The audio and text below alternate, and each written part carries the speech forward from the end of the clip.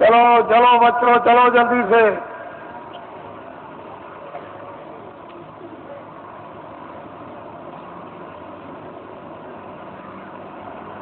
Court कचहरी में जाते हो इतना ध्यान रखना चाहिए कि रामायण भी है और गीता भी है और भागवत भी है, मंदिर भी है, मस्जिद भी है और गिरजाघर भी है और ग्रंथ साहब भी है। तो कम से कम इतना इखलास और इतना विचार तो होना चाहिए कि क्या सत्य है, क्या सत्य है, हम कितना इसमें झूठ बना रहे और कितना इसमें सत्य है और कितना हम धोखा दे रहे। थोड़ा बहुत तो विचार कर कम करना चाहिए, क्योंकि भाई आपका ही है, चाचा आपका ही है, भतीजा जो आपके घर में वो आपका ही है, चाहे वो आज अलग हो गया और पड़ोसी आपके ही है। लेकिन जब आप अपनी इतनी कटुता अज्ञानता बरतोगे तो फिर रामायण क्या करेगी, गीता क्या करेगी। तो इसको आप साक्षी बनाओगे तो लोग भी गया पर लोग भी गया तो थोड़ा कम करो, थोड़ा ढीला करो और दया के स्थान पर पहुंचो। जहाँ आपको दया मिलेगी उसमें आपको बल मिलेगा, शक्ति मिलेगी, ज्ञान मिलेगा, उसमें हिम्मत आएगी और साथ आएगा। अपने पर और भगवान पर विश्वास करोगे। लेकिन जब सब तरह से दुर्बल कमजोर हो जाओगे तो क्या करोगे। थोड़ा सा तो कुछ होना चाहिए। मनुष्य में मनुष्यता के तो अंकुश होना चाहिए। अगर ये बुद्धि के अंकुश मनुष्यता के नहीं रहेंगे विचार के, बहुत मुश्किल होगा। तो आज जो देखने को आ रहा तो अलग है, मंदिर अलग हो गया, हमारे गाँव कुछ भी इबादत अलग, लेकिन कचहरियों में तीर्थ बन गया। सुबह से आकर के शाम तक तीर्थों की तरह से जमघट रहता है, पता नहीं किस चीज में स्नान कर रहे हो। ये हालत है। उसका परिणाम यह है कि कर्मचारी अधिकारियों को भी मुसीबत, 1 मिनट की फुर्सत नहीं, तो वो भी परेशान, तुम भी परेशान, सारा का सारा माहौल परेशान। घर के काम भी गए और वो समय की बर्बादी और धन की बर्बादी अलग। कमाओगे नहीं तो खर्चा कहाँ से करोगे। तो सब चीजों का एक मूल, एक विचार और उसकी एक दवा जब बन जाएगी और उस दवा का सेवन करोगे तो एक ही दवे से सब आपके शिकार हो जाएंगे। लेकिन वो चीज सब महात्माओं से मिलेगी और जगह में। चलो चलो बच्चों जल्दी से, जो नामदान के लिए आए हो जल्दी आ जाओ।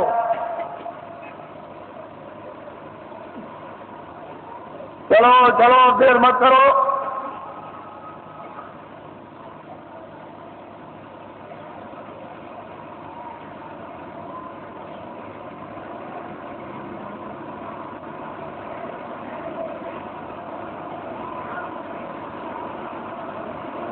बोलो जय गुरुदेव, जय गुरुदेव,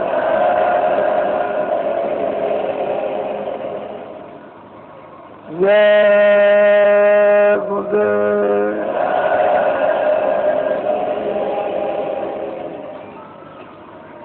जय गुरुदेव नाम किसका, जय गुरुदेव नाम किसका, जय गुरुदेव नाम किसका।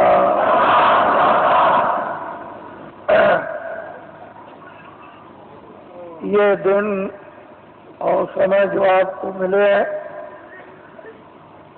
वो आपके लिए एक सौभाग्य और अति पावन घड़ी है।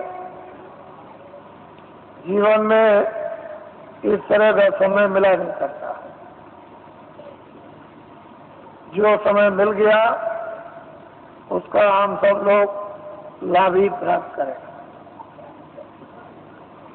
एक ऐसा छोटा मोटा एक सेवा का स्थान आप सबको प्राप्त हुआ जहाँ सब तरह की सेवाएं होती हैं। सामाजिक कोई व्यवस्था तोड़ना फोड़ना नहीं, न पुरानी बिगाड़ना, नई बनाना। जो जो व्यवस्थाएं प्राचीन काल से ऋषि मुनि महात्माओं ने आपको निर्धारित करके उस पर स्थापित कर दिया, उसी के अनुकूल जो थोड़ी बहुत गंदगी और उसमें व्यवहारिक अज्ञानता आ गई, उसी का शुद्धिकरण करा लीजिए।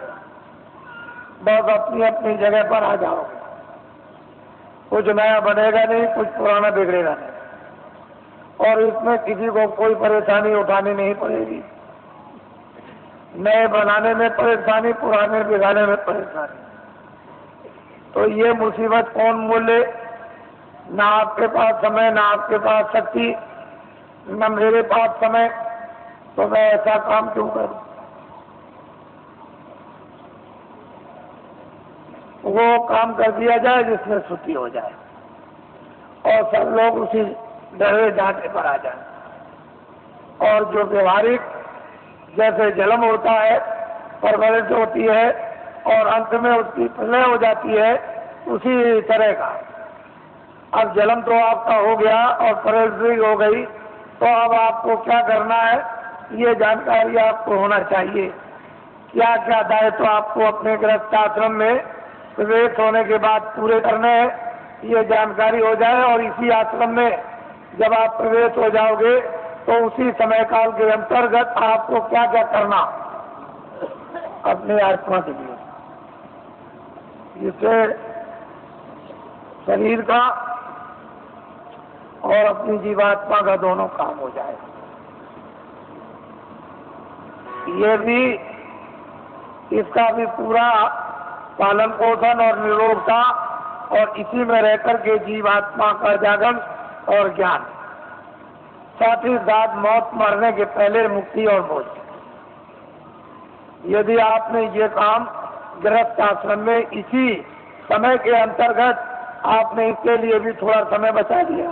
खत्म होने की क्रिया तो सबने की है और सब लोग लोभ लालच में फंस करके और देर को उसको स्वाहा करना चाहते थे, लेकिन रूह को इसलिए बचाना अनिवार्य युग युग समय समय पर पड़ता है कि कर्म क्षेत्र भूमि है, यहाँ अधिकार कर्म करने का मिला। फिर इन्हीं कर्मों से प्रारब्ध बनेगी, आगे का भोग मिलेगा। भोग जब मिल जाएगा तो उसको भोग लो और उसी भोग के साथ साथ कोई और नया कर्म कर लो तो आगे का मिल जाएगा। और उसी के साथ साथ अगर आपने अपने आप को जगा लिया तो भोग भी भोग लोगे और इससे इसलिए छुटकारा पा जाओगे कि आगे कोई ऐसा कर्म आपके पास नहीं होगा जो दोबारा प्रारब्ध हो जाए तो आप निवृत्त हो जाओगे, कल्याण हो जाएगा। तो ये औषधि जड़ी महात्माओं के पास जब दे देते हैं तो पुण्य को नहीं जमा होने देते और पाप को। इनमें से दोनों आगे जब जमा नहीं होंगे तो आगे की प्रारब्ध नहीं बनेगी। जब प्रारब्ध नहीं बनेगी मनुष्य की 84 की नरकों की, तो फिर आगे तो छुटकारा जीव के लिए है ही, छूट जाएगा। पापी पुण्य की तो बेड़ी है, एक लोहे की बेड़ी और एक सोने की बेड़ी, लेकिन दोनों अगर बांध दिए जाए तो कोई काम नहीं कर सकता। दोनों बेड़ियों से छुटकारा हो जाए तो आत्मा, ये जीवात्मा न जल में न मरे। क्यों ये पीड़ा उठाए? तो इसकी जड़ी महात्माओं के पास है। और आप मनुष्य रूपी मंदिर में दोनों आंखों के पीछे आकर के जीवात्मा को उस समय पर बैठा दिया गया जब यहाँ वेदों में कोई भी विधान नहीं था। उस समय पर न कोई तपस्या करने के लिए भेजा गया था, सब तपस्वी थे, ज्ञान स्वरूप थे, बोध स्वरूप थे, सब कृतज्ञ थे आदि से अंत तक सब जानते थे, सब त्रिकालदर्शी थे और सब मतलब ये कि भविष्य वक्ता, कोई मतलब ये ऐसे कार्य नहीं उसके लिए बंधे हुए थे कि जिससे उसके पास कोई गंदगी जमा हो या उसके पास कोई शुद्धि जमा हो। लेकिन बाद में जब ये विधान बन गया और विधान का वेदों के द्वारा डंडोरा पीट दिया गया और उससे अधिकार आपको दे करके ये भान करा दिया गया, ये अच्छा है, ये बुरा, ये पाप, ये पुण्य है, और फिर जब आपने इसको किया तो फिर ये बंधन आपके लिए लगने लगा। जब जमा हो गया तो फिर इसका बंधन होगा, उसकी प्रारब्ध बनेगी और फिर उसके लिए आपको सजाएं अच्छी और बुरी भोगनी पड़ेगी, अच्छे को अच्छा, बुरे को बुरा। पहले जीवात्मा दोनों आंखों के पीछे बैठी थी और उसका वो हृदय जगमग जगमग जगमग जगमग ज्योति से पूर्ण था।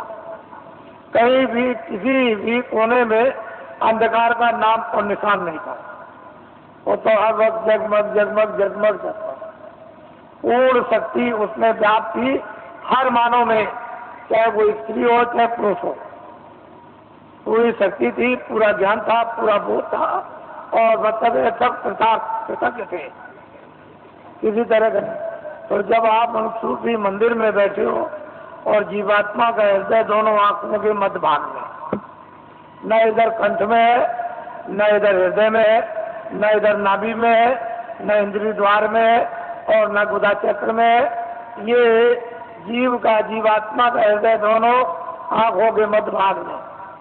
अब यहाँ जो बैठी हुई है तो उधर से जब कर्मों के आवरण में लाकर ढक दी गई, बंद कर दी गई आंख और कान, तो फिर अंधकार ऐसे छा गया जैसे बादल। जब छा जाते हैं तो सूरज, चांद और सितारों का प्रकाश लुप्त हो जाता।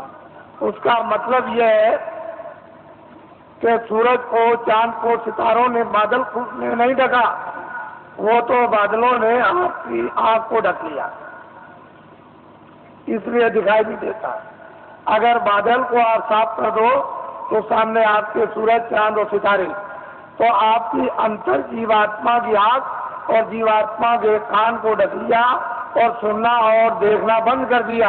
अगर वो पर्दा बादलों की तरह से हट जाए तो परमात्मा और परमात्मा की सृष्टि सामने आती।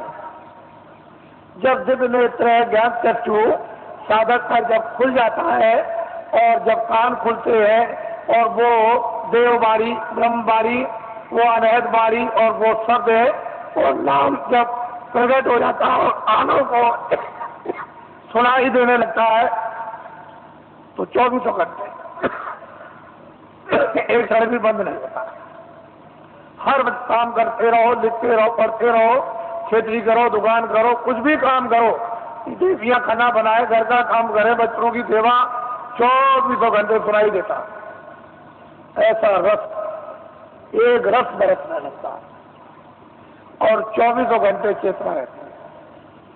सोते में भी बरसता, वहां भी चेतना है और वो तंद्रा अवस्था में सो लेता है। जैसे ऐसा मालूम हुआ कि न मैं सोया न मैं जगा, ऐसी तंद्रा अवस्था में वो लेट करके अपनी नींद को पूरा कर लेता है। बस इतनी थकावट आती है, वैसे तंद्रा में भी चेतना रहती है।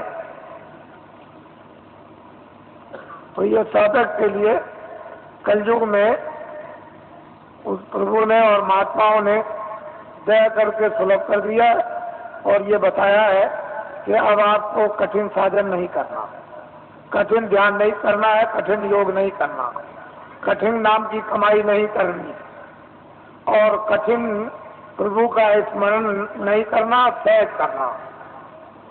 और सहज ही से तुम नाम पर सवार हो जाओ। नाम एक रेलगाड़ी, हवाई जहाज है और वो इतनी तेज रफ्तार से आता और जाता है कि इसकी कोई कल्पना लेखे जोखे में किसी तरह गणित में नहीं कर सकता। इतनी उसकी तेज रफ्तार है और बिजली का भी, समुद्र की लहरों का भी प्रमाण नहीं दिया सकता, इतनी तेज रफ्तार उसके आने जाने की है। ऐसी चीज निर्धारित अनाज पास है उस मालिक ने तैयार कर रखी है, लेकिन अब जब भेद मिल जाए, जुक्ति मिल जाए और उस पर जीवात्माओं को सवार कर दिया जाए तो वो चेतन है। वहाँ तेल पानी की जरूरत नहीं हो तो चेतन है, जड़ नहीं है कि जड़ को तेल पानी मिले। चेतन ही चेतन है, न तेल पानी, न आगे की जरूरत, न हवा की जरूरत। तो चेतन ही चेतन और जीवात्मा भी चेतन। तो असल में यह है कि शरीर में एक तो गुदास्ता, दूसरा इंद्रिय, तीसरा नाभिकम, चौथा ये हृदय द्वार और पांचवा ये कंठ। जरा ध्यान देना, छठा ये है ये भृकुटी विलास आज्ञा चक्र, ये जीवात्मा बैठी है। गुदा चक्र पर गणेश जी का भाग, इंद्रिय द्वार पर ब्रह्मा और सावित्री का भाग, नाभि कमल में विष्णु और लक्ष्मी का भाग और हृदय कमल में शिव और पार्वती का भाग और यहाँ कंठ में जो है वो आद्या महाशक्ति का भाग और यहाँ स्वयं दोनों आंखों के मध्यभाग में जीवात्मा बैठी है। लेकिन इन नीचे के कमलों में ऊपर की छाया है, उस छाया में छाया है, उस जीवात्मा के प्रकाश में उस ऊपर की छाया का यानी कमल के अंदर गणेश जी का दर्शन, ब्रह्मा और सावित्री का और नाभि कमल में विष्णु और लक्ष्मी का और हृदय में ब्रह्म शिव और पार्वती का और कंठ में आद्या महाशक्ति का छाया के रूप में साक्षात्कार होता है। सही रूप नहीं, वो तो उनका रूप तो ऊपर सही है, लेकिन शरीर में कमलों में छाया पड़ी हुई है और सूरत के जीवात्मा के प्रकाश में वो छाया दिखाई देती है। तो योगियों ने इस छाया का अनुभव कब किया? जब सतयुग त्रेता और द्वापर, जब शरीर में ताकत थी, अनुकूल साधन थे, गृहस्थ आश्रम परिवार अनुकूल था, खान पान पर पूरा नियंत्रण था, इंद्रियां उस समय पर दमन में थी, तब ये सब चीजें आपके लिए थी। लेकिन ये कलयुग में सब वर्जित कर दिया गया। ना गुदा चक्र का साधन, ना इंद्रिय द्वार का साधन, ना नाभि कमल का साधन और ना मतलब हृदय का साधन, न वो कंठ का। अब जीवात्मा जहाँ बैठी है, नीचे के साधन सब छोड़ दीजिए और यहीं से ऊपर चल देना। अब ऊपर मंजिल 5 और नीचे मंजिल 5, जहाँ जीवात्मा बैठी है दोनों आंखों के मध्य भाग में, ये तो जीवात्मा का शरीर में हृदय है, तो नीचे 5 स्थान और ऊपर 5 स्थान। अब बेचारी नीचे फंसी हुई थी, इसको महात्मा प्रकाश को कमल से समेट कर ले आए और यहाँ इसका केंद्रित कर दिया, यानी सिमटाव करके यहाँ खड़ा कर दिया। अब इसको आगे ले चलना, तो सैदल कमल और इसके बाद में ये ईश्वर का धाम और फिर ऊपर में दूसरा स्थान ब्रह्म धाम, तीसरा स्थान पारब्रह्म धाम और चौथा स्थान महाकाल और 5वां स्थान जो है वो सत्य। सूरत इस तरह से ऊपर से उतार कर और नीचे ला करके डाल दी गई, दोनों को आंखों के पीछे बैठा कर और नीचे उतार दी गई जड़ता में। अब इसको होश ही नहीं, कब इसकी चैतन्यता बरामद होगी? ये बिना महापुरुषों के कोई काम ये कर ही नहीं सकता और आपके कितने जीवन ऐसे चले बर्बाद हो गए। इसलिए आपको किसी को उपकार है नहीं। ऊपर क्या हो रहा? जहाँ जीवात्मा बैठी है आपको मध्य भाग में ऊपर किसी में वो दिव्य दृष्टि, उसमें क्या हो रहा है ये आपको कुछ पता नहीं। लेकिन जब साधक जब प्यास लगती है, भूख लगती है, इच्छा जागती है, तब होती है, रोता भी है और जीता है, प्रार्थना भी करता है। जब वेद मिल जाता है तो श्रवण भी करता और ध्यान भी करता है, तो मैं तड़पता है और संसार से जीतता है, अपने काम से जीतता है। तो जब कुछ ही दिनों में, महीनों में उसका काम बनना शुरू हो जाता है। क्योंकि महापुरुषों की जब दया समावेश और सहयोग जब उसको मिलने लगेगा जल्दी काम हो जाएगा, फिर देर नहीं लगेगी। इसलिए महापुरुषों की दया और उनका सहयोग, उनकी शक्ति का अवश्य ही लेना पड़ेगा, क्योंकि अपने पास तो कुछ है नहीं। जब उनसे कुछ लेंगे तभी काम होगा, बगैर उसके नहीं होगा। तो मैं ये काम तो मामूली समझता हूँ, इस काम को तो कुछ नहीं समझता। बस केवल इतना ही है कि आप खड़े भर हो जाओ तो ये काम कुछ नहीं है। ये भौतिक काम, सांसारिक काम, गृहस्थी का काम, खेती का काम, दुकान का काम और दफ्तरों का काम, ये काम कुछ नहीं है। इसको तो आप करो निमित्त मात्र, इस पर भी एक पैर रखो, उस पर भी रखो। ये गृहस्थाश्रम है शरीर रक्षा का, तो एक नाव पर पैर रखो ये गृहस्थाश्रम की, ये बाल बच्चों के पालन पोषण और परिवार और समाज इसकी सेवा के लिए एक नौका ये, और एक ये नौका है जीवात्मा को पार होने की, ये नौका है शरीर रक्षा की। तो जब महात्मा मिल जाए तो धीरे से दोनों पर पैर रखवा देते हैं, इस पर भी जमाए रहो, इस पर भी जमाए रहो, और दोनों पर बैलेंस सभी बराबर रखो। अभी तो आपका एक पर है, एक ही पर है, तो उन्होंने कहा नहीं ये देखो नाव परमार्थ की, इस पर भी रख लो, ये स्वार्थ की नाव है, इस पर भी रखे रहो। इस पर तो धीरे धीरे अपने उपदेश के द्वारा और दया के द्वारा और शक्ति के द्वारा धीरे धीरे वो जो स्वार्थ की नाव है सांसारिक, उसका जरा सा पैर का हल्कापन और परमार्थ पर जरा बदल ला दिया, बस आपकी स्वाभाविक जरा होने लगा। ऐसा इन इच्छा नहीं, अरुचि होने लगी, तो धीरे धीरे धीरे धीरे उस पर जमा होने लगा।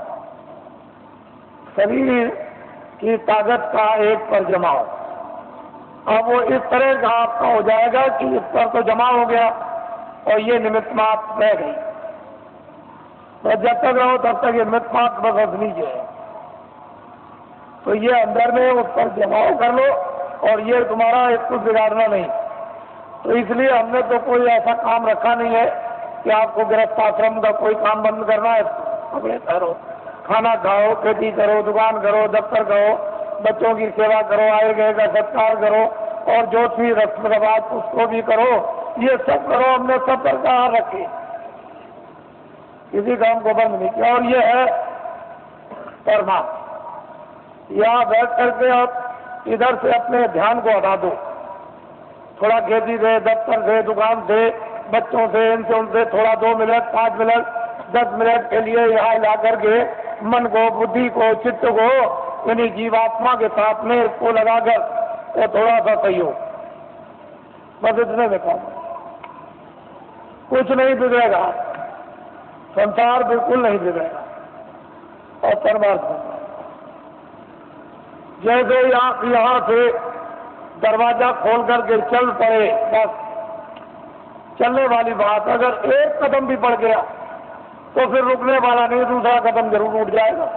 वो चाली इस तरह की है जीवात्मा की कि जैसे ही एक कदम बढ़ा वह दूसरा प्रवेश कर जाएगा, काम आपका हो जाएगा। तो इसलिए आपको ये भेद है, अभी कुछ नहीं मालूम कि ऊपर क्या है नीचे क्या है, ये कुछ नहीं है। साधक लोग क्या देखते हैं, क्या पाते हैं, क्या अनुभव करते हैं, क्या आनंद और शक्ति उनको मिलती है, अब ये तो बताने का आपको आदेश नहीं है।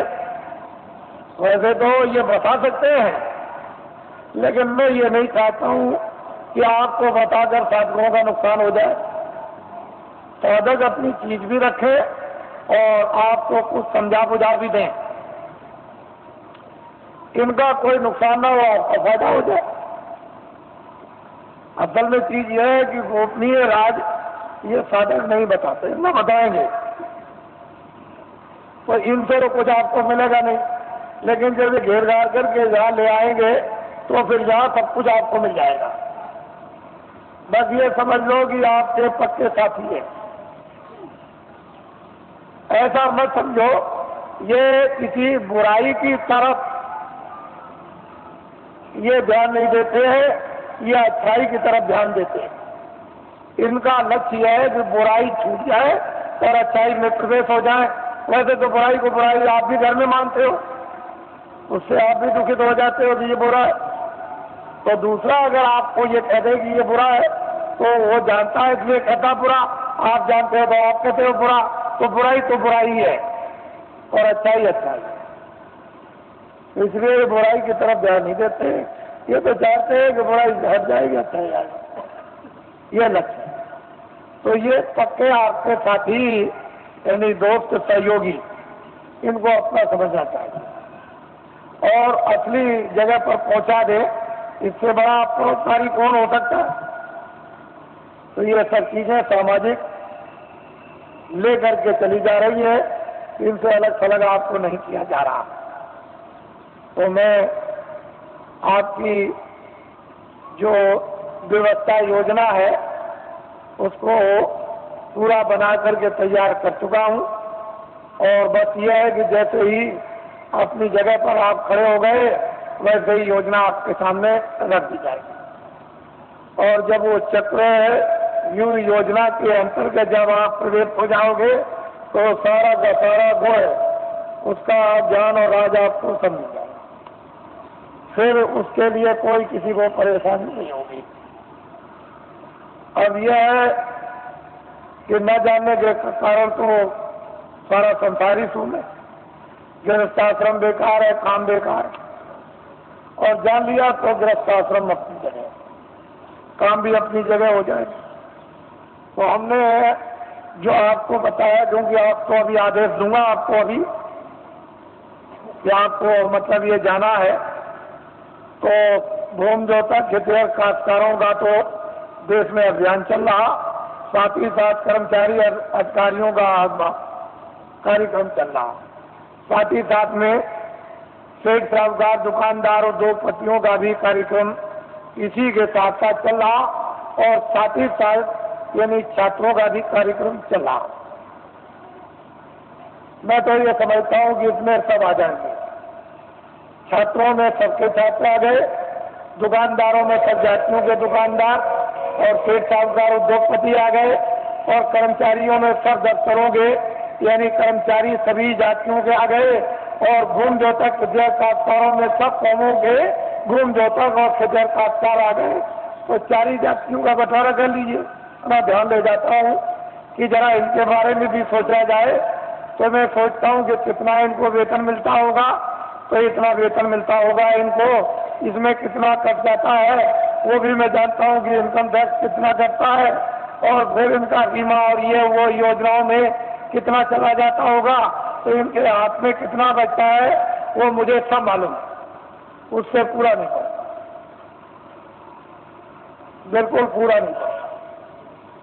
जजों का सुप्रीम कोर्ट के पूरा नहीं, हाई कोर्ट के पूरा नहीं, डिस्ट्रिक्टों का पूरा नहीं, डीएम का पूरा नहीं, एसपी का पूरा नहीं और इनका पूरा नहीं और उनका पूरा नहीं। तो छोटे कर्मचारियों का उनका तो बिल्कुल ही पूरा, क्योंकि महंगाई तो सब पर समान है और टैक्स भी सब पर समान है। तो असली बात यह है कि जो सरकार, जो राजा अपने मजदूरों पर टैक्स लगा दे व्यवसाय कर, वो सबसे गिरा हुआ राजा, उससे गिरा हुआ कोई नहीं हो सकता। उसका ज्ञान खो गया, उसकी कला कौशल खो गई और उसकी योजना खत्म हो गई।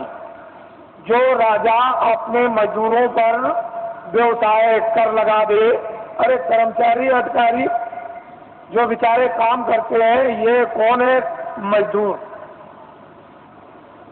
15 दिन 14 दिन की छुट्टी ले ले और छुट्टी साल की खत्म हो जाए, डॉक्टरी भी बीमारी की छुट्टी खत्म हो जाए, तो जब ये छुट्टी लेते हैं तो इनकी मजदूरी कट जाती है, यानी पे कट जाती है। तो ये सब लोग मजदूरी के लेके जोखिम में आते हैं। व्यवसाय का मतलब यह है कि 10 रुपए घाटा और 1 लाख रुपए मुनाफा, ये है व्यवसाय, ये है मजदूरी। व्यवसाय अलग है और मजदूरी अलग है। तो ये कह करके अगर लगा दिया जाए कर्मचारी अधिकारियों पर कि ये है व्यवसाय, तो मर जाएंगे। तो मैं कभी कभी उन लोगों की तरफ ध्यान ले जाता हूँ जहाँ पर कि 20 साल और 25 साल और मतलब एक सजाए मौत देते हैं, और उनका उस वेतन में जब खर्चा नहीं पूरा होता है तो उनके घर में बच्चे और बच्चियां तो जज है 10 लाख दो, 20 लाख दो, ये सामान दो, ये सामान दो, खर्चा तो पूरा नहीं पड़ता, तो चिंता सवार रहती। और जब इसको घर की चिंता सवार बच्चे बच्ची की होगी तो न्यायालय में बैठ करके यानी मतलब ये स्वच्छ है, यानी निर्बल बुद्धि से कैसे न्याय कर सकेंगे, क्योंकि वो परेशानी चिंता में गिरे हुए। तो मैं कभी कभी ये बात सोचा करता हूँ कि जब उनका रिटायरमेंट आ जाता है और वो रिटायर हो जाते हैं और उस वेतन जो उनको पेंशन मिलेगी उसमें पूरा नहीं पड़ता, तो फिर ये क्या करते हैं, किसी फैक्ट्री में अगर जगह नहीं किसी फैक्ट्री में मिली और किसी जगह सेठ साहूकार के यहाँ नहीं मिली तो फिर न्यायालय में आते हैं और वकील की हैसियत से फिर काम करना शुरू कर देते हैं, तो कटघरे में खड़े होते हैं। और फिर इस तरह से वही जज जो हाईकोर्ट के थे या सुप्रीम कोर्ट के थे खड़े होकर कटघरे में मुवक्किल की तरफ से फिर सलाम करते हैं। तो ये राष्ट्र के संविधान का प्रजातंत्र पूर्ण रूप से अपमान, पूर्ण रूप से अपमान। इस पर आज तक कभी किसी ने विचार नहीं किया। ये भारतीय प्रजातंत्र का पूर्ण रूप से अपमान।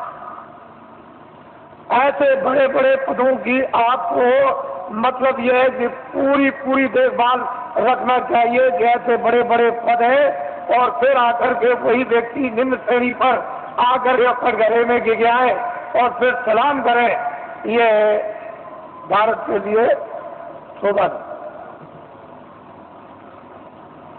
तो मेरे पास इसकी भी योजना है, इसको आप ध्यान में रखिए और ये कभी न कभी लागू हो जाएगी। पूरी योजना है, कभी लागू हो जाएगी। मैं इतना ही विश्वास आपको दिलाना चाहता हूं कि कर्मचारी अधिकारियों का काम हो जाएगा, मासिक वेतन इनका पूरा सुविधा इनको मिलेगी, टैक्स महंगाई कम हो जाएंगे और पूरी सुविधा मासिक वेतन बचेगा। छात्रों को काम नौकरी बिना ढूंढे हुए मिलेगी और घूम जोतकों का सारा 40 सालों का सरकारी कर्जा में ब्याज के माफ हो जाएगा और सेठ साहूकारों का काला धन सब का सब 100 वर्षों के लिए सफेद करवा दिया जाएगा। कोई जुल्म और कोई टैक्स नहीं लगेगा, एक नए पैसे का, और सब लेसन खत्म करवा दिए जाएंगे। आपको ये धन कहाँ से आएगा? मैं इतना ही आपको बताऊंगा कि भारत में धन की कोई कमी नहीं रहेगी। और आपको क्या चाहिए? धन की कोई कमी नहीं। आप लोग बाइज्जत बदस्तूर सम्मान के साथ खेती करो, दुकान करो, दफ्तर का काम करो। क्यों ये सब झंझट में फंसते हो? धन की कोई कमी नहीं रहेगी। लेकिन वर्तमान में अंधेरा, ये सब चीजें जो ये सूक्ष्म संकेत में आपको दी जा रही, इसके साथ बहुत गहरा मसाला है। या गहरा भंडार का हो या गहरा ज्ञान का हो, कोई ऐसी चीज है जो वास्तव में, और समय आने पर सब इस पर आकर के सब एकदम खड़े हो जाएंगे, अपने काम में लगे रहो। देखो ईश्वर का चमत्कार, अरे खुदा की खुदाइयत का करिश्मा, जब देखो उसका इंतजार तो करना ही पड़ेगा। आप थोड़ा बहुत इंतजार नहीं करोगे तो आपको जफा और नाम और कीर्ति तो आपको कैसे मिलेगी? फिर उसमें आप भागीदार कैसे बनोगे? तो इंतजार तो थोड़ा करना है। परिवर्तन का जब इतिहास बनता है तो इंतजार के साथ इतिहास बनता है। वैसे तो रावण मार दिया जाता, मरवा दिया जाता, महाभारत कहीं भी किसी कोने में बैठ के करवा दिया जाता, लेकिन मतलब है कि इंतजारी के साथ इतिहास नहीं बनता। इतिहास तब बनता है इंतजारी के साथ, काम के साथ। काम जो है वो इंतजारी है और कोई मालूम नहीं। तो मैं नामदान दूंगा आपको, क्योंकि ये भी इच्छा लेकर आए हैं कि चलो आज जल्दी पहुंचे। कल ही आ गए थे, समय ज़्यादा हो गया था, तो कल मैं नामदान रात को नहीं दे सका, इसलिए कई ये काम रात को करने थे, तो अब आप नामदान विधिवत ले लीजिए। और ये संकल्प लेकर के यहाँ से जाइए कि चाहे मुझे 1 मिनट देना हो चाहे 2 मिनट। वैसे तो मैं आपसे 1 घंटे 24 घंटों में मांगता हूँ कि 1 घंटे आप 24 घंटे में रिजर्व कर लो अपना सबके सब, और उसमें 2 मिनट शाम को, 2 मिनट दोपहर को, 5 मिनट इसका और 5 मिनट अब, और जब भी आपको समय मिल जाए तो पूरे सब दिन भर के मिनट मिलाकर 1 घंटा जोड़ लो। 23 घंटे तक का घर के गृहस्थी के सोना ये वो सब ये आप इसमें लगा सकते। 1 घंटे में ये काम आप भगवान का आत्म जागृति का और भजन, और 23 घंटे। अब इससे और सप्ताह आपको करना है। और फिर ये भी आपको बताया कि लेट के बैठ के खड़े हो गए कुर्सी पर, चारपाई पर, स्नान करो मत करो, जहाँ जिस समय मौका मिल जाए 2 मिनट उसकी मजदूरी मिल जाएगी, मेहनत की 4 मिनट 10-15 मिनट, तो आप नहीं कर सकोगे तो जम के खाओगे जूतियाँ। जम की जूतियों में इतने कांटे हैं, इतने तीक्ष्ण उसकी धारा है, काटने की जूतियाँ जब पड़ती हैं, बड़े बड़े बादशाह चक्रवर्ती वहाँ आज भी पीटे जा रहे हैं, आपको नहीं मालूम। ऐसी जम की जूतियाँ हैं, वो किसी को छोड़ता नहीं। तो आप लीजिए नामदान, इसको कहते हैं अरे गुरु मंत्र दे दीजिए, दीक्षा दे दीजिए और मतलब ये दे दीजिए, सब कुछ नहीं। कलयुग में नामदान, जीवात्मा दोनों आंखों के बीचों बीच में बैठी हुई उसका दान, वो क्या है? नाम दान, जीवात्मा का नाम दान, ये सर्वोपरि दान है, इससे बढ़ के कोई दान। तो नामदान दीजिए, और नामदान के साथ साथ में ये संकल्प बोलना है अपने मन ही मन में, चिल्लाना नहीं कि हम अपनी बुराई दे देंगे। जो हमारे पाप है मन से, आंखों से, कान से जो अंदर जमा है वो हम सब अर्पण करते हैं। ये तो दीजिए दान, और अच्छी चीज दीजिए आप। 10 मिनट सिमरन में, 10 मिनट ध्यान में और आधा घंटा भजन में। 50 मिनट में 10 मिनट और रह गए अभी, तो आपको ये जानना चाहिए कि आप 1 घंटा दें कि ये काम सुलभ सीधा अभी हो जाए। अब कहीं भी कोई बंधन नहीं है किसी तरह का भी, लेकिन बंधन किस बात का है कि 24 घंटे में आपको समय देना, ये तो बंधन है, बाकी बंधन नहीं है। ये जरूर बंधन है कि नशीली वस्तुएं आप सेवन मत करना, और जितना भी घी, दूध, फल और फ्रूट और अनाज है उसको दिन में 100 बार खाओ, लेकिन गंदी वस्तु खाना, ये ध्यान रखना। बाकी तुम दिन में 100 बार खाओ, हम मना करें तब आप खाओ। भजन करना है आपको जरूर, वो तो 24 घंटे में, उससे तो आपको छोड़ना नहीं है। बाकी 23 घंटे करके काम करो, इसलिए समय आपको देना। और जो भी आपको सुलभ समय मिले, सुबह दोपहर शाम को या आगे पीछे जब भी, उसको दीजिए, आपको जल्दी काम हो जाए। तो ये शक्ति का दुर्भाव, यानी उतार ऊपर से युगे युगे समय समय पर होता आया, आज की नई बात नहीं है, ये जब जरूरत पड़ी तब हुआ। तो ये चीज आपको नामदान, अब कार्ड वालों को ये जिम्मेदारी दी गई है जो पहले के नामदानी की, इनको लिखा देंगे और इनको भजन बताएंगे, ध्यान बताएंगे, सिमरन बताएंगे। जब कभी आगे पिछले नाम को भूल जाए, रूप को भूल जाए, तो आपका कर्तव्य दायित्व है कि इनको बताएं, और आपका ये कर्तव्य है इनसे पूछ लें। लेकिन ऐसे व्यक्ति से मत पूछिएगा जो जानता ही नहीं, जिसको नामदान पता ही नहीं, उनसे पूछने के वो क्या बताएगा। और फिर अपनी गोपनीय जो अंदर की चीज है, जो आंख से देखो, कान से सुनो, वो तो टाट वाले को भी मत बताना। ये जो नाम याद कराएगा, भजन आपको बैठा के बताएगा और ध्यान बताएगा, सिमरन सिखाएगा, उसको भी देखा और सुना मत बताना, उससे भी छुपा लेना। जितना छुपा लोगे उतने अंदर प्रकट, उतने उतरेगा, उतने ही खजाना खुलेगा, उतने ही प्राप्त होगा। अरे तुम क्या लोगे उतने अंदर प्रकट। बड़े बड़े बादशाह जब इस वस्तु को प्राप्त कर सल्तनत पर चक्रवर्ती राज पर लात मार देते, ये कुछ नहीं है। वो कहते हैं कुछ नहीं, राजा जनक लात मार दिया, वो कुछ नहीं समझते। बड़े बड़े इतिहास लिखे गए, ये तो कुछ और चीज है, ये कुछ नहीं है। वो चीज गृहस्थ आश्रम में यदि आपको प्राप्त हो तो इससे अच्छा और सुहाना समय कौन सा है। इसलिए ये आपका स्थान है। आप साधना कार्यक्रम में भी आप बरसात में होगा गुरु पूर्णिमा जुलाई के बाद, तो आप उस समय जो आसपास के हो और जो इच्छुक जिज्ञासु होते हैं वो आते हैं। 1 हफ्ते का कार्यक्रम चलता है, उसमें खामियां, उसमें गलतियां, उसमें करना न करना, उसमें बढ़ना न बढ़ना जानकारी उसमें प्राप्त होती है, ताकि उनको और प्रोत्साहन और उन पर दया मिलती है और आगे बढ़ता। इस तरह से कार्य चलता रहता।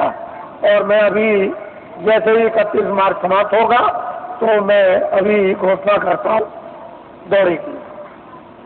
अब आप लोग अपना एक कार्यक्रम बनाएंगे। ये लोग कुछ मनाते चले आए, क्योंकि मैं 21 महीने, मैंने तो कभी कहा नहीं था, 21 महीने मुझे सरकार ने यानी क्रोध में, मैंने तो कोई अपराध किया नहीं था, मैंने तो कोई आंदोलन हड़ताल तोड़फोड़, कोई अमानवीय काम हिंदू मुसलमान सिख ईसाइयों का, ये कोई जात पात का, ब्राह्मण क्षत्रिय वैश्य सर्जन ये वो छोटे धोबिया और कोई मैंने तो कभी किया नहीं। मेरे यहाँ तो कोई झगड़ा है नहीं, लेकिन भविष्यवाणी जरूर करता था। उससे सरकार मुझसे नाराज, और उसने इस नाराजगी में नेता लीडरों को तो पकड़ाई, मुझे भी पकड़ लिया और पकड़ के जेल में बंद कर दिया। फिर मेरे ऊपर इतने बखेड़े लगा दिए, इतने झंझट लगाए उन्होंने, सामान लेने के, ये लेने के, जमीन लेने के, जानवर लेने के, इतने बखेड़े झंझट खड़े कर दिए कि अगर मेरी जगह पर बादशाह भी हो तो खत्म हो जाए। ऐसे झंझट डरने पड़े। छोटे मुकदमे नहीं है, मामूली मुकदमे नहीं लगाए, इतने झंझट मुकदमों के लगा दिए। और मैं एक सामाजिक आदमी, जनहितों का काम करने वाला, मेरे ऊपर, जबकि मैं रात दिन चिल्लाता हूँ मेरा कुछ नहीं है, ये सब जनता जनार्दन का सब कुछ है। जब मैं खुले मैदान में ये कहता हूँ तो मेरी भावना ही वही है, तो और लिखा पढ़ी क्या हो सकती। लिखने पढ़ने वाले तो रोज बेईमानी करते, रोज लिखा पढ़ी का दस्तावेज बदल देते और झूठ बोल जाते हैं। तो मेरी जमान दस्तावेजी है, तो मैं जनहितों का काम करता हूँ, तो मेरे ऊपर सरकार ने इतने बखेड़े। और कल मैंने ये बात कही है कि ये सब बखेड़े न्यायालयों में अब भी मौजूद है, लेकिन सरकार ने लखनऊ से नया फेक गजट निकाल दिया। जो दस्तावेज मैंने जमीनें खरीदी नाम की उनका, और इतना आंखों से देखते हो कि बना हुआ फेक गजट निकाल दिया कि जमीन एक्वायर की जाएगी।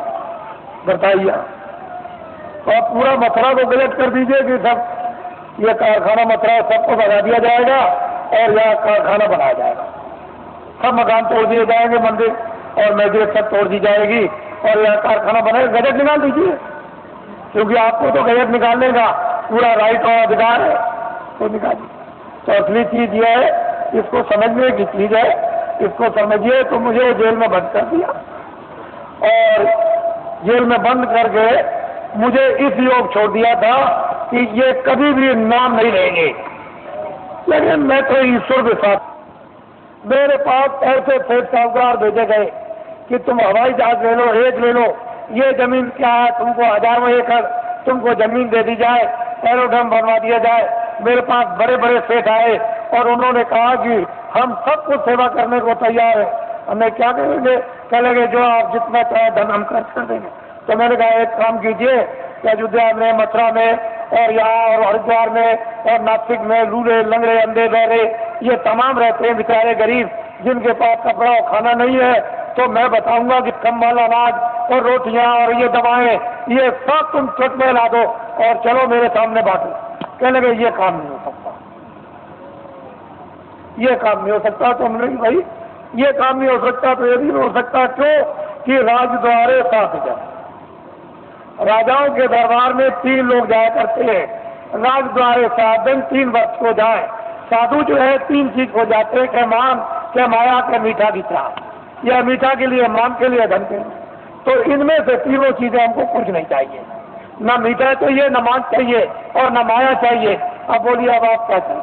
क्या लगे तब फिर ये तो मुझे लालच दी गई। मेरी जगह पर अगर कोई आदमी होता और तो बिल्कुल सराबोर हो जाता, लेकिन मैं तो एक सिद्धांतवादी, छोटा मोटा आदमी, एक सेवक, मैं तो भगवान में विश्वास करने वाला। मैं तो जानता हूं कि जब ये किराए का मकान है, ये किराए का मकान है, तो क्या तुम संतुलन लेकर, मकान लेकर, क्या मैं ये जमीन लेकर जाऊंगा? और जो काम कर रहा हूं मानवता का और आत्मा का, जो हो जाए हो जाए, उसे मुझे कोई खरीद नहीं। कोई हिंदुस्तान में माई का लाल ये पैदा नहीं हुआ जो अपने धन से बाबा जी को खरीद ले। तुम कभी ये धोखा मत खाना। बाबा जी चाहे तुम्हारे आदेश से आश्रम छोड़ करके चले जाएं, जो दलितों का है, लेकिन हिंदुस्तान में मुझे अपने पैसे से कोई खरीद नहीं सकता। इसको आप हमेशा ध्यान में रखिए। बाकी मैं सबकी सेवा करता हूँ, सबके लिए कल्पना और प्रार्थना भगवान से सबके भलाई के लिए करता रहता हूँ। कोई भी हो जनमानुष, इसमें हिंदू मुसलमान की क्या बात, वो तो मैं करता ही रहूंगा। लेकिन कोई अगर चाहे कि भाई इस तरह से मैं खरीद लूँ तो खरीद लूँ। ये मैंने इसलिए कि ये लोग इसका एक उत्सव मनाते हैं। आज 23 जनवरी है, ये 23 मार्च को मुझे जेल से, दिल्ली जेल से छोड़ा गया। तो वैसे तो कागज पर तो कहीं नहीं मिलता है कि बाबा जी ने बेड़ियां पहनी है, लेकिन बाबा जी को जेल में डकैत और चोरों कतलियों की तरह से बेड़ियां पहरा दी थी। जब मैं बंगलौर में भेजा गया तो वहां पूछा, वहां के आईजी से और सुपरिंटेंडेंट से कि भाई हमको क्यों बेड़ियां पहराई? तो उन्होंने खुद आकर के कहा कि कागज पर तो आपका कुछ नहीं है बेड़ियों के संबंध में, क्या वहां की उत्तर प्रदेश की सरकार आपसे बहुत नाराज है? हमने कहा अब आप समझ लीजिए, नाराज इसलिए तो कि किसी तरह से हमारे बस में आ जाए। और बड़े बड़े अधिकारियों को भेजा जेल में। अरे भाई क्या करते हो, ये क्या है? जब 23 जनवरी को छोड़ दिया तो मुझे इस हालत में छोड़ा था कि बाबा जी मैं तो अपना धर्म उपदेश करेंगे, न कर्म उपदेश करेंगे, न बाहर जाएंगे और बाहर जाएंगे, अब दोबारा नाम नहीं लेंगे। लेकिन अब तो मैंने इतना जनमत तैयार कर दिया कि किसी राजनीतिक पास और किसी धार्मिक के पास इतना जनमत देश में है ही नहीं, इतना जनमत नहीं है। जब मैं जेल के अंदर था और उस समय पर आपने कुछ समय के बाद जब अभियान छेड़ दिया था कि जेल भरो आंदोलन, और 20, 25, 30 हजार आदमी चले गए जेलों में, और वो देवियां जो अपने बच्चों को, यानी आज पैदा किया बच्चे को उठा के और सोच से चली गई जेल में, और वो बेचारी जो बच्चा पैदा होने वाला जो आज ही कल में जेल में चली गई और बच्चा जेल में हुआ, अगर स्त्रियां अपने 1 दिन के बच्चे को उठा के जेल में जा सकती है और वो देवियां जो कल बच्चा जेल में पैदा होगा वो जेल में जा सकती है, तो अब तो बहुत दूर गाड़ी हो गई। अब तो इनको अगर आदेश मिल जाए तो क्या कर देंगे? आपको तो अभी कुछ पता है मालूम नहीं, तो अब बहुत दूर चला गया मामला। अब कुछ और बात हो गई, अब वो बात नहीं है। अब तो सारा ही माहौल यानी परिवर्तित होने वाला है, अभी आपको क्या पता है? इसलिए ये लोग मनाते हैं, तो मैं तो रहूंगा नहीं, मैं तो उधर कमरे में चला जाऊंगा और ये लोग कुछ अपना मना के अभी समाप्त कर देंगे। क्योंकि अब ये यहाँ आए हुए हैं और इनकी होली के अवसर पर ये जगह जगह मना रहे, लेकिन ये पड़ गया और आप लोग यहाँ मुझसे कोई भूल चूक हुई हो तो आप लोग हमेशा क्षमा करते रहेंगे। और इसके बाद आज से जाने की आप तैयारी करें, जल्दी निकले और पहुंचे अपने घरों में, और दूसरे पार्टी द्वारा आदेश की प्रतीक्षा करें और वो फौरन अभी आदेश आपको मिलने वाला है। अब लोग बहुत से ऐसे रह गए कि महाराज मैं अपनी कुछ बात कह नहीं सका, इतनी दूर से आया था, तो मैं उधर अंदर में पहुंचूंगा तो जो भी आपकी बात होगी वो सुनूंगा, और जो प्रसाद होगा जो जरूरत पर आपके काम आता है वो भी आपका स्पर्श कर दूंगा। तो आपकी तकलीफ में, परेशानी में, उसमें जो एक आधार होता है मददगार का, अगर वैसे ही कह दूं तब तो आपकी समझ में आएगा नहीं, लेकिन एक आधार रहेगा कि इलायची दाना है, चीनी है, बताता है ये चीज है, तो आप उसको रखे रहोगे, जरूरत पर काम लोगे तो उससे जब लाभ हो जाएगा तो आपको इफेक्ट हो जाएगा, विश्वास होगा गिरने में। मालिक की दया मुझ पर भी हो रही है, तो मैं उधर बैठ के छू दूंगा। आपको मुझसे कोई आदमी खाली जाने वाला है ही नहीं, ऐसा नहीं, जितने भी लोग हैं मिल ही के जाते हैं, इस पर अर्जी करा के जाते हैं, उनको ये मालूम है तो वो कर दूंगा, वहाँ मिल लूंगा। और अब तो मुझे आप थोड़ा यही नीचे रहूंगा, आप बैठे रहेंगे, कोई खड़ा नहीं होगा, मैं यही अंदर ही बैठूंगा यही ऊपर सीढ़ियों पर, तो आप सब बैठे रहेंगे और ये भी कार्यक्रम कुछ ही मिनट में पूरा कर लीजिए आप, क्योंकि इन लोगों ने प्रार्थना की है कि आप जाइएगा नहीं, आप यहाँ अंदर बैठ जाइए, मैं अपना काम कर लूँ, तो वो अपना काम अभी हो जाता है। बाकी आप लोग ये नामदान हुआ है, अमोलक चीज है, इसको याद करा देना और आज ही तो ये शुरू करते हैं। एक घड़ी आदि में पूरा तुलसी संगत आपकी हरे कोट अपराध, ये वस्तु ऐसी है आदि की, इसमें जरा भी ढील करनी नहीं करनी, न क्षणों की ढील करनी, ना एक मिनट, इसको करना है। जय गुरुदेव, जय गुरुदेव, जय गुरुदेव।